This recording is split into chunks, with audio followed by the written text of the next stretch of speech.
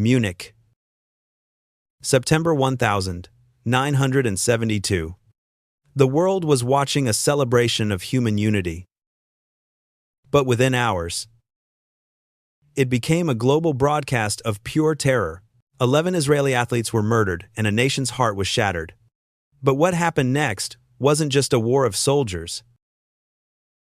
It was the birth of the modern shadow war. This was a campaign of vengeance known as Operation Wrath of God. For years, the Mossad was a ghost. Surgical, invisible, and seemingly possessed of an almost supernatural intelligence. They were the ultimate predators in a world before the internet, using analog tradecraft to hunt their prey across the entire European continent. But every system has a bug, and every algorithm, no matter how sophisticated, can be fed bad data. In this cybercrime documentary, we aren't just looking at a physical assassination gone wrong. We are looking at the ultimate failure of human intelligence. This was a precursor to the data-driven errors we see in today's facial recognition and AI-driven security systems. This is the story of Lilyhammer. 1973. It took place in a quiet Norwegian town where the world's most feared intelligence agency fell victim to the deadliest glitch in history. Confirmation bias. I am the Digital Sleuth. And today, we are declassifying the exact moment the Mossad's aura of invincibility vanished. To understand the disaster, you have to understand the target. Ali Hassan Salameh. They called him the Red Prince. He wasn't just a militant. He was a playboy. A charismatic ghost who moved through the high society circles of Europe to the Mossad. Salameh was the master architect of Munich. Imagine the pressure on these agents. Today, we track targets using metadata, Pegasus spyware, and geolocation pings. But back in 1973, you tracked a man by his shadow. You relied on informants, which were essentially the human version of a modern dark web forum. In early 1973, a tip came in. The Red Prince had reportedly been spotted in Lilyhammer, Norway. Now, if you are a digital sleuth, you are already seeing the red flags. In the world of cybersecurity, we call this a false positive. This is a piece of data that looks like a threat but is actually benign. The Mossad team was hungry because they had been hunting for months. They had already eliminated targets in Rome, Paris, and Athens using silence pistols and pressure-sensitive bombs. They were on a hot streak in both gambling and cybersecurity. A hot streak is dangerous. It leads to overconfidence. Lilyhammer wasn't Beirut. It wasn't a sprawling metropolis where a stranger could blend into the background noise. It was a small town of 20,000 people where everyone knew everyone else. The Mossad team arrived with forged passports, claiming to be Canadian, British, or Scandinavian. They were running a physical phishing operation. They tried to look like tourists, but they didn't speak the language. They fumbled with the currency, and they stood out like a sore thumb. Then, they saw him. He had the Mediterranean features. He had the dark hair. And he spoke French, which was a known trait of the Red Prince. To the agents, this wasn't just a lead. This was the lead. They began social engineering the environment, watching his every move. But they were blinded. In modern terms, they were caught in an echo chamber. Every piece of intelligence was bent to fit the narrative they wanted to believe. When he went to the cinema, they saw a clandestine meeting. When he spoke to his wife, they saw a handler. His name wasn't Ali Hassan Salameh. It was Ahmed Bouchaki. He was a Moroccan waiter, a husband, and a father-to-be. The night of July 21st was the execution phase. In a cyber attack, this is when the malware is deployed. For the Mossad, it was much more literal.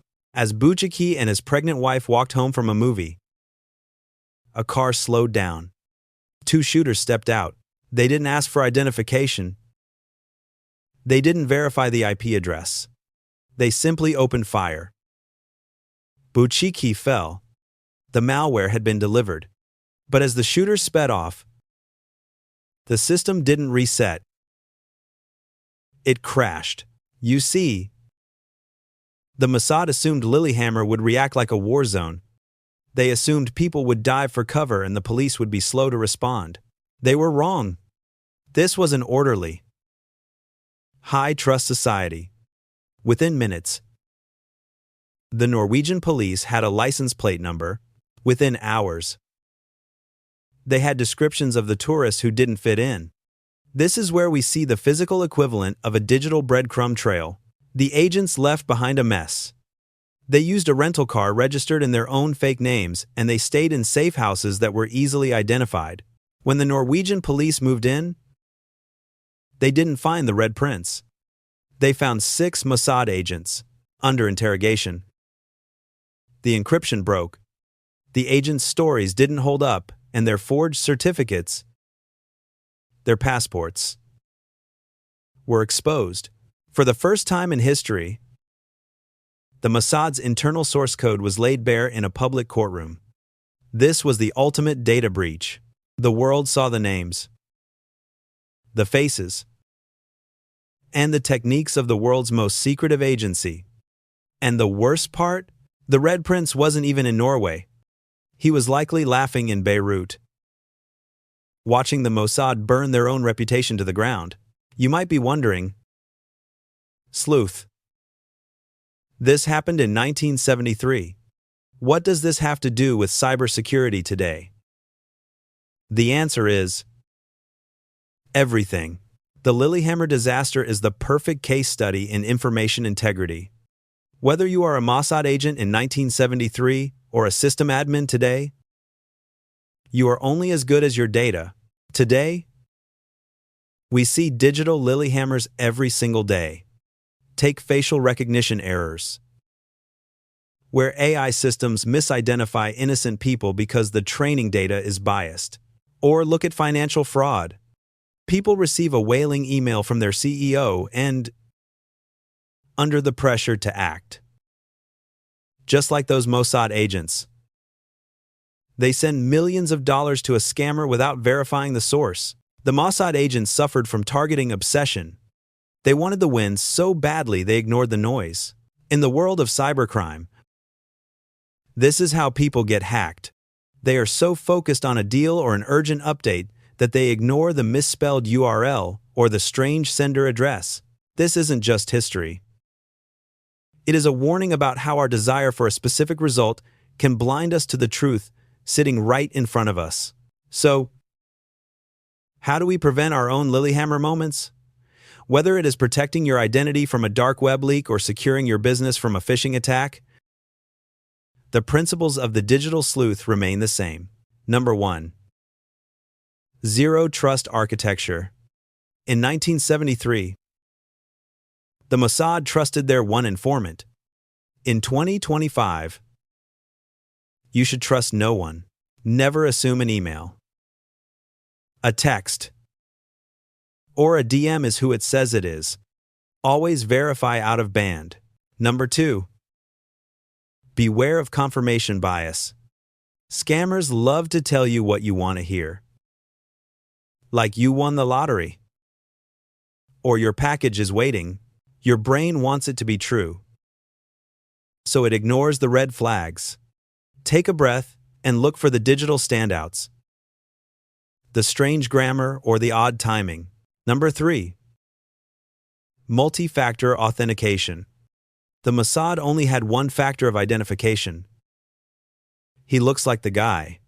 You need at least 2. Never rely on just a password. Use hardware keys or authenticator apps to secure your perimeter. Number 4. The small town rule. The Mossad stood out in Lilyhammer because they were foreign objects in the system. Monitor your own accounts for foreign objects. Check your login activity regularly. And if you see a login from a city you have never visited, that is your Lilyhammer. Shut it down immediately. Ahmed Bouchiki's death was a tragedy that didn't need to happen. It was a failure of intelligence, a failure of ethics, and a failure of logic. It took Israel 23 years to settle with the family, which is a small price for a life stolen by a human glitch. The Mossad eventually got Salome in 1979. But the lesson of 1,973 remains. When you hunt in the shadows, make sure you aren't just chasing your own reflection. If you want to see more deep dives into the world's most high-stakes failures, from Cold War espionage to modern cybercrime documentaries, make sure to hit that subscribe button. Smash the like button if you learned something today about the dangers of bad data. And let me know in the comments. Do you think modern AI will make Lilyhammer mistakes more common? Or will it finally eliminate human error? I am the Digital Sleuth. Stay secure, stay skeptical, and keep digging. I will see you in the next file.